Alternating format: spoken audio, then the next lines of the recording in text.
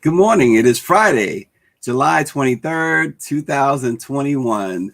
Welcome to another edition of Let It Be Known. Missing people of color continue to be a primary topic for the Black Press of America and the National Newspaper Publishers Association. And today is no different. Today, we're going to speak with the founders of the Black and Missing Foundation, Natalie and Derrica Wilson. And I tell you what, no one has done more to help the plight of missing people of color than Derrica and Natalie. We're going to talk to them about their story. We're going to talk to them about trying to bring these missing individuals home.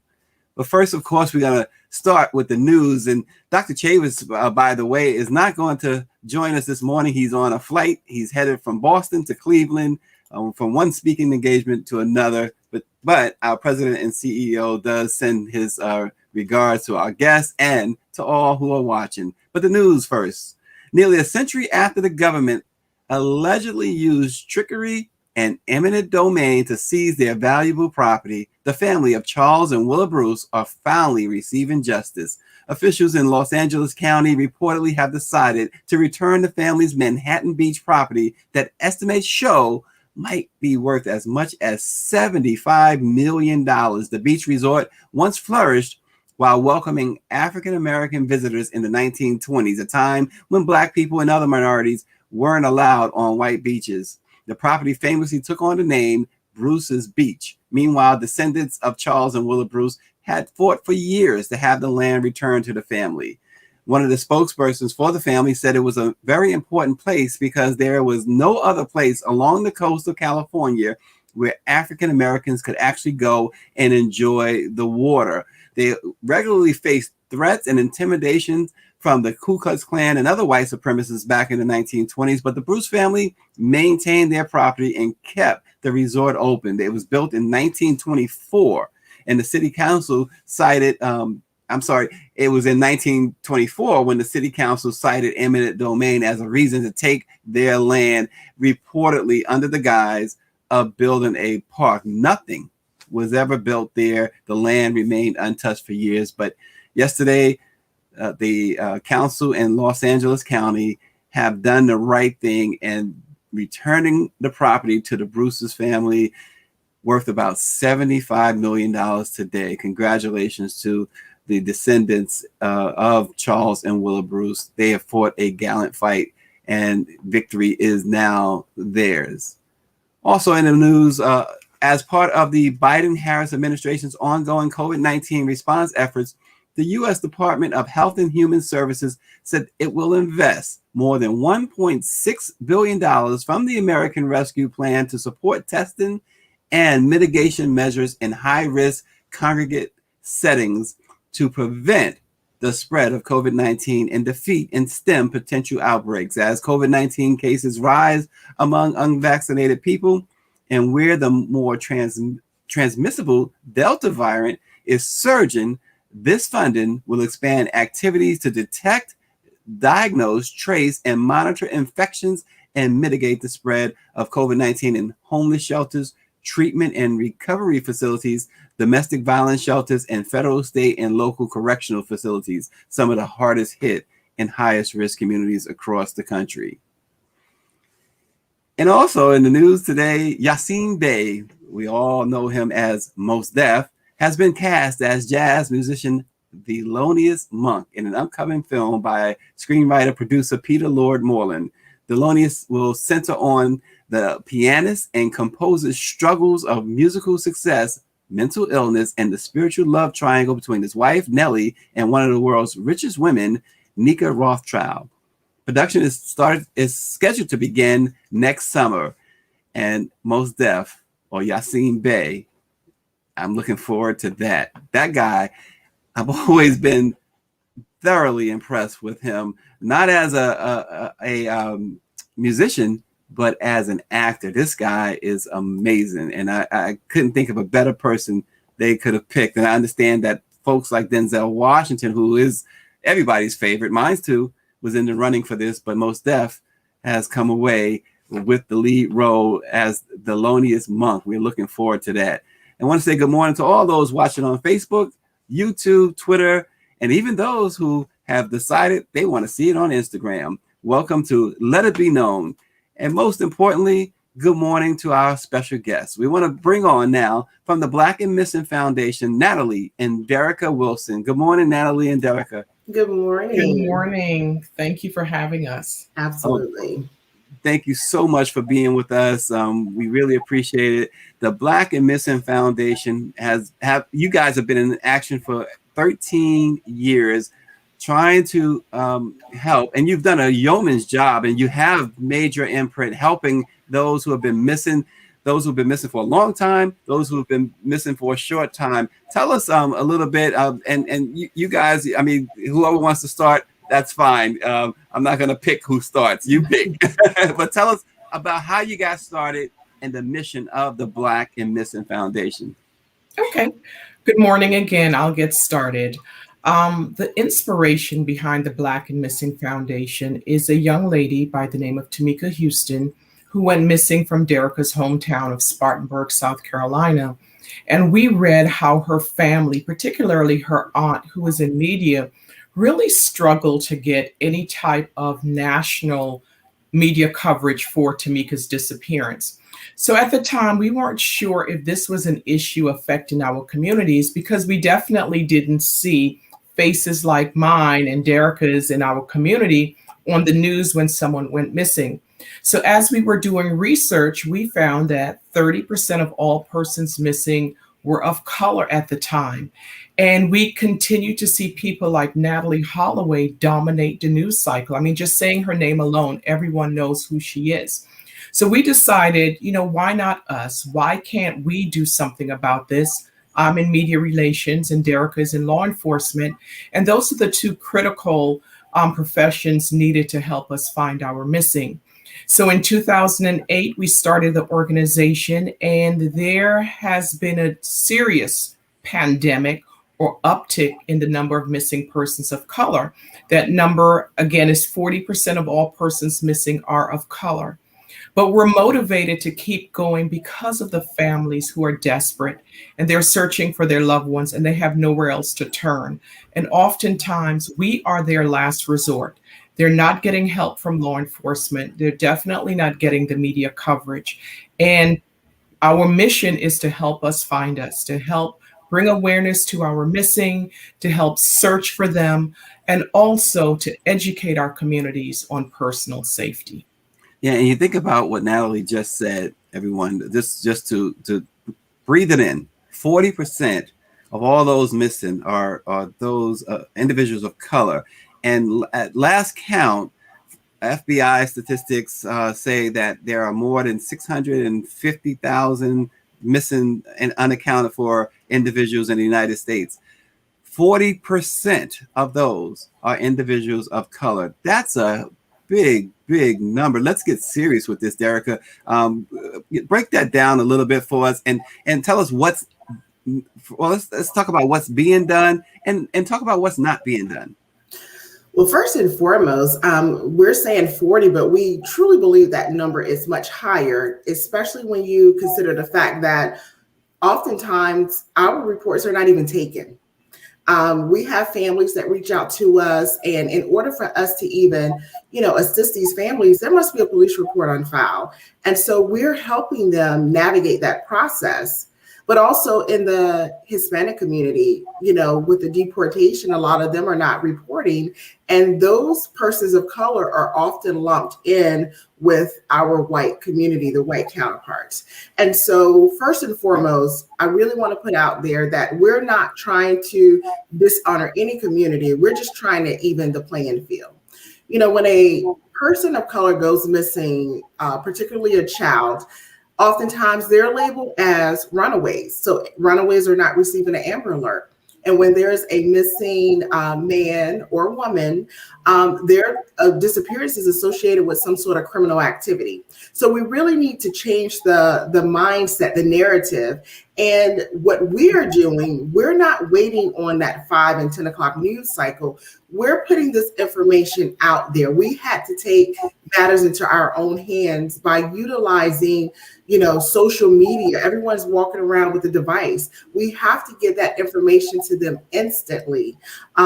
Before the pandemic, Natalie and I would travel often, and we can leave Washington, D.C. and end up in New York in 2.5 hours. And so just because a person is missing out of DC doesn't mean that they're in DC. So that's why it's so important to get this information out there. Time is of the essence.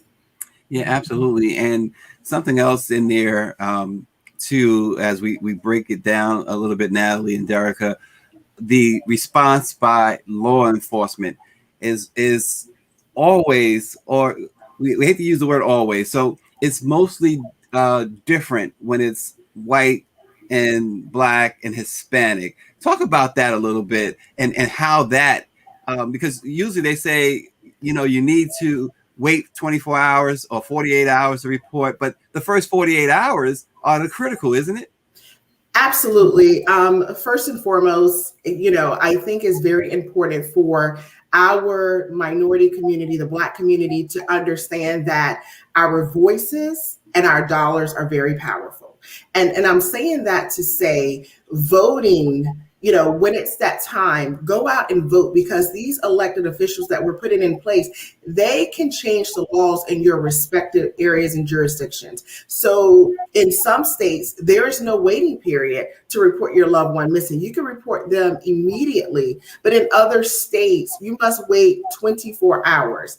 And of course, with television and just what you're seeing on television, it's a myth that you have to wait 48 to 72 hours.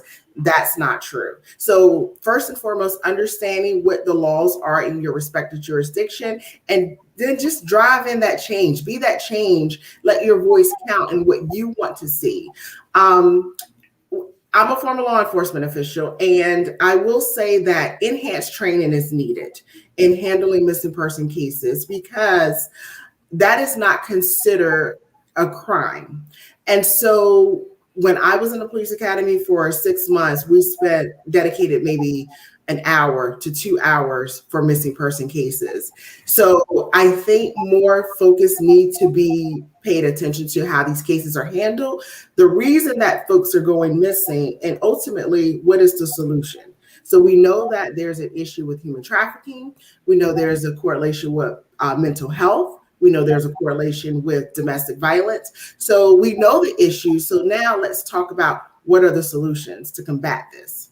Yeah, and Natalie, many think that the majority of those that have gone missing are children, while locating missing children is definitely essential. Please talk about the large percentage of the missing that are adult and how that complicates the process.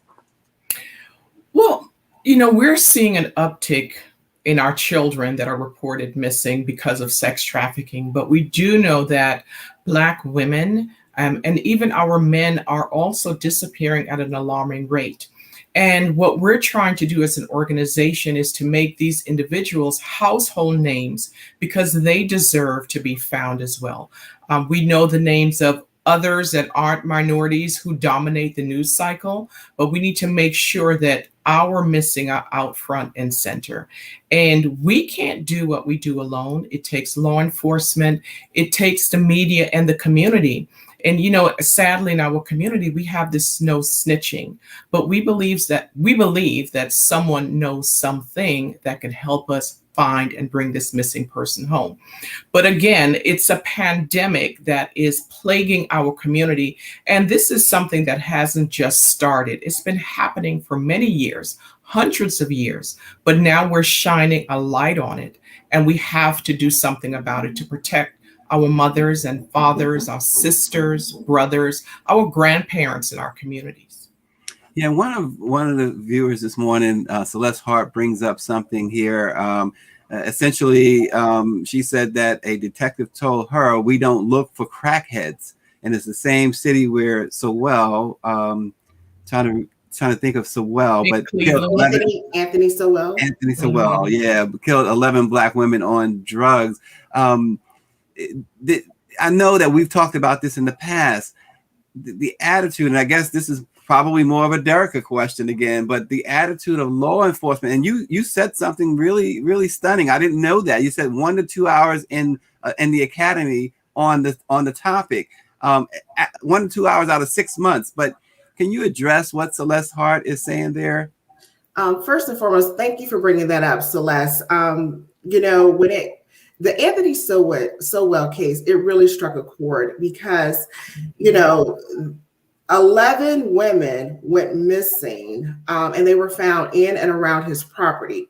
You know, we heard from some of those families when they tried to report their loved ones missing, and they were told that, oh, your loved one will return once the drugs wear off, or your loved one is in prostitution.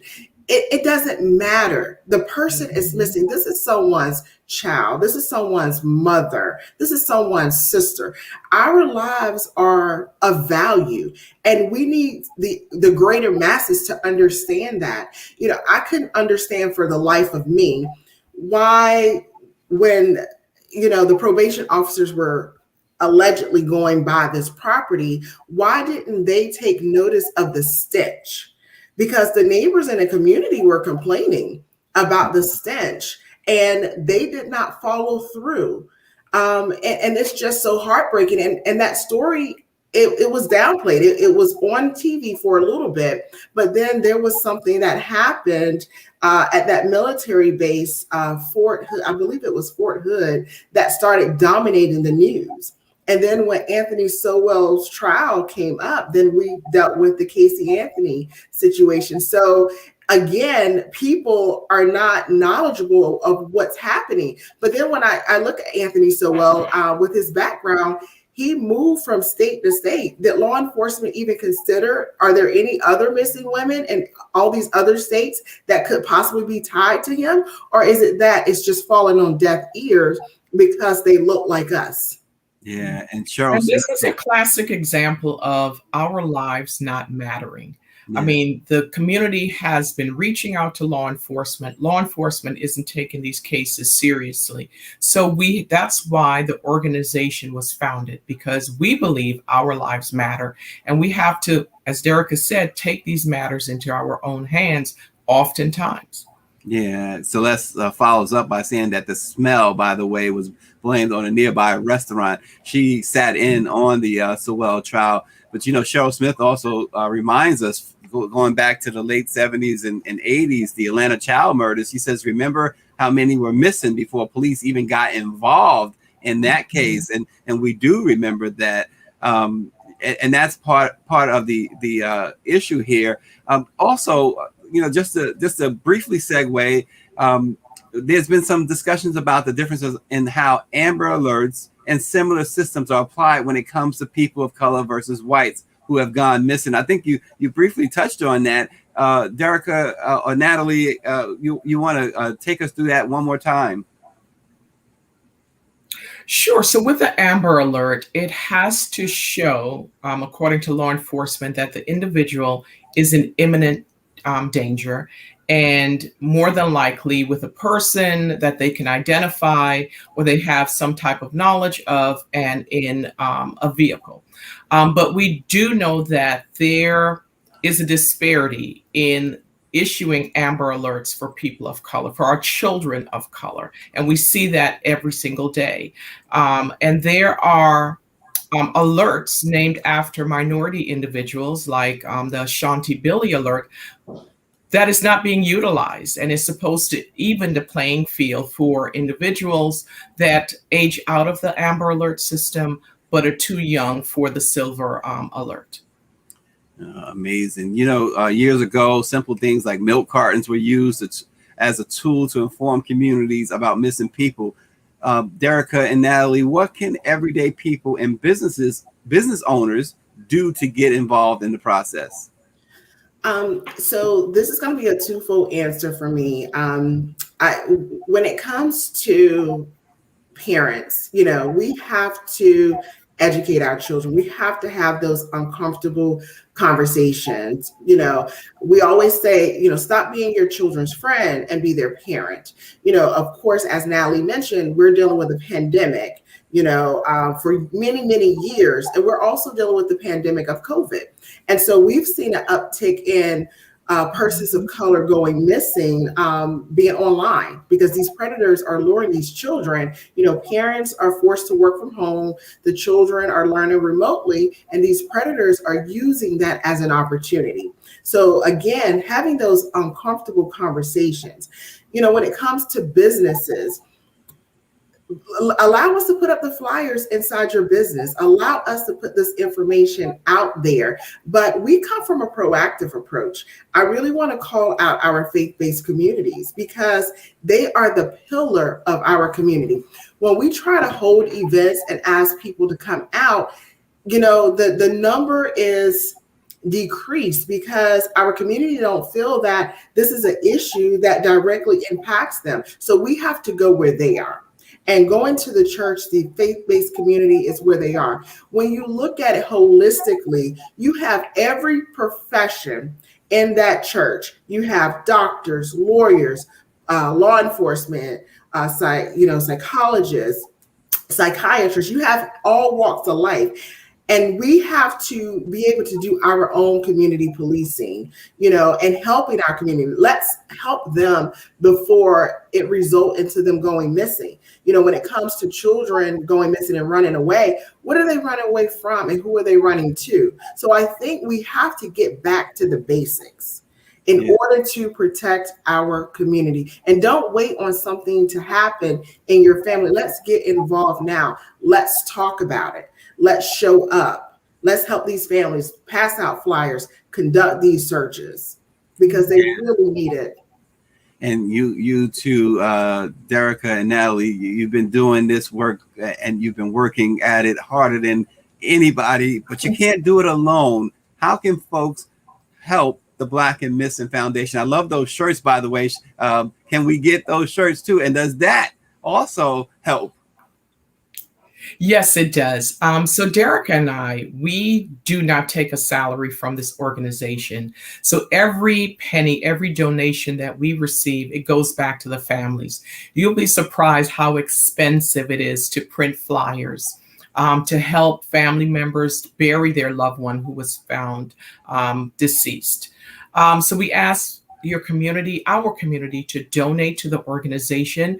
We are a 501c3, so it's a tax deductible donation. Some low-hanging fruit things that your audience can do is take a look at our website at bamfi.org. See who's missing from your community. Share it within your network. All we need is one person to come forward with information that can help solve a case. So we also need you to, as Derrica mentioned, help change laws to protect our children, our individuals, especially those that are victims of sex trafficking. What we're finding is that normally when they're found, they're sent to jail and the pimp is scot-free. Let's change the law so we can get these children rehabilitated and the resources that they need. But we need our community to rally around the work that we do because we cannot do it alone. And our caseload has increased tremendously. But we believe that someone knows something. And if you go to bamfi.org, you can submit a tip and you can get involved to help us find us. Yeah, that's bamfi.org. And we celebrate our favorite sports teams' championships. We celebrate individuals, and rightfully so, like LeBron James and Jay-Z, who make history as Black billionaires. But we should be celebrating Derrica and Natalie. We should be pushing efforts to help them, to do what we can to champion what they're doing, because they are ultimately helping us. And look, this is so important. We ask our viewing audience to share this broadcast because it is very, very important. Derrica and Natalie, also there's this component of mental health, right? And talk about that aspect of it, because that brings still another layer to this, doesn't it? Absolutely. And we're seeing that more and more younger folks are suffering from mental health breakdowns. I mean, it's not discriminating based on age, sex, and we need folks to understand that in the minority community, we like to pray everything away, and prayer works, but sometimes professional help is much better, because again, we want to take that proactive approach. Over the past 2 weeks, 3 of the cases that we were working on were all mental health related, and they were found, which is a blessing in itself. But now the hard work starts. Natalie and I always say that the person that goes missing is not the same person that returns home, because you don't know what they have endured while they were out there. So yesterday on our social media platforms, we put out a call to action, because we want to know what are the resources available in your respective states so we can help these families. So if you know of mental health resources, please go on our social media platform. You can get there by visiting our website. It'll take you directly to our social media platforms. List those resources so we can have them readily available for these families that are now asking for additional assistance once their families have returned home. Yeah, Natalie, can you talk about, on average, what percentage of missing persons are found? Well, on average, 98% of missing persons are found, reported missing are found. But there is a disproportionate number of persons of color who are reported missing, and they are slipping through the cracks. And as Derrica mentioned earlier on, we don't know who is missing that's not reported missing, because we believe there's a quite a few people in the Hispanic community and in the African American community that are not being reported missing. So although a large percentage are found, there are those who are slipping under the radar. And there are those that the police are not taking the reports on as well.